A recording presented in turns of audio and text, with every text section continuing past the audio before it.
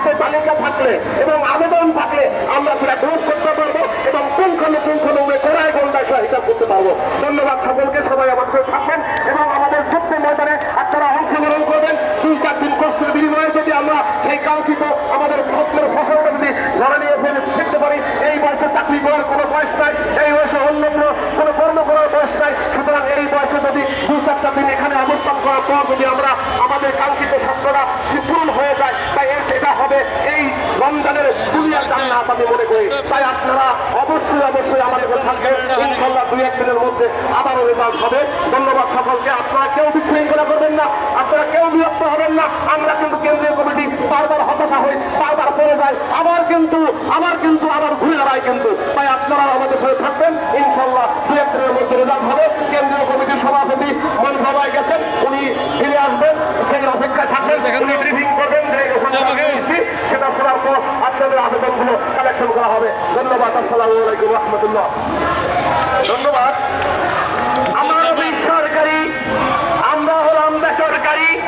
শিক্ষা জানাই এই ব্যবস্থাপনাকে, যেই ব্যবস্থাপনায় আমাদেরকে দিনে দিনে শেষ করে দিচ্ছে।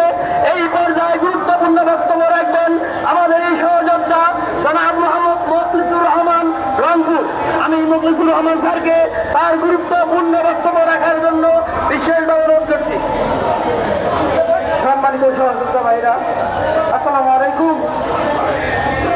আমার অফিস সরকারি, আমরা কেন বেসরকারি?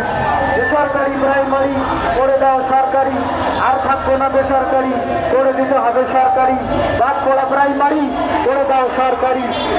1 দেশে 2 নীতি মানি না। ডক্টর ইউনুসের বাংলায় শিক্ষক কেন রাস্তায়, ছাত্র জনতার বাংলায় শিক্ষক কেন রাস্তায়, আবু সাইদের বাংলায় শিক্ষক কেন রাস্তায়? জেগেছে শিক্ষক সমাজ লেগেছে, রক্তে আগুন লেগেছে। এ দেশে ভাগছে নইল মুখে বিষছে, এ দেশে বিষছে নইল মুখে বিষ থাকছে। সম্মানিত ভাইয়েরা, আজ আমরা 16 দিনের মতো এই প্রেস ক্লাবে অবস্থান করতেছি। আপনারা কত জেনে অবাক হবেন, বিকালবেলা যে মশার কামড় দিচ্ছে, এই মশার কামড় খেয়ে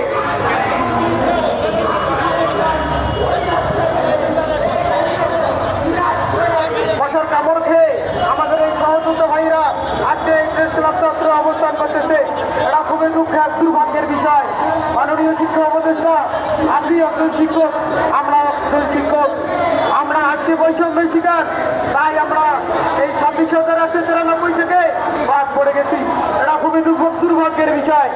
আমরা আর বেসরকারি থাকতে চাই না। আমরা এবার জাতীয়করণের চিঠি দিয়ে বাড়ি যাবো ইনশাল্লাহ সবাই। আপনারা যতক্ষণ না পর্যন্ত আমাদের এই বিদ্যালয়গুলো জাতীয়করণ করে দিবেন, আমরা এই প্রেস ক্লাব চত্বর ছাড়বো না।